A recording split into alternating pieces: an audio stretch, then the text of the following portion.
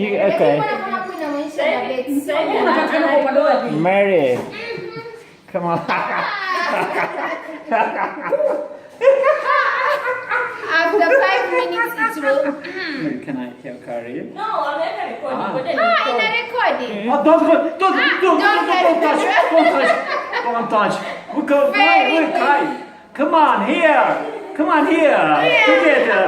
Together. Carry these.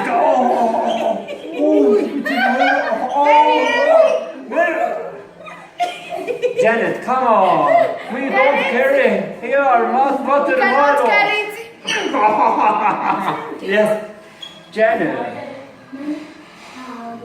Oh. It smells very nice. Yeah. I don't know where to get it. Cheers. Janet. Come Janet, here. without you, nothing is going on. How much money it is? Only 30,000. Evet, şu anda Doğanay TV'desiniz. Doğanay TV farkıyla Tanzanya'nın Arusha kentideyiz ve çok samimi my best friendlerle konuşuyoruz değerli seyirciler.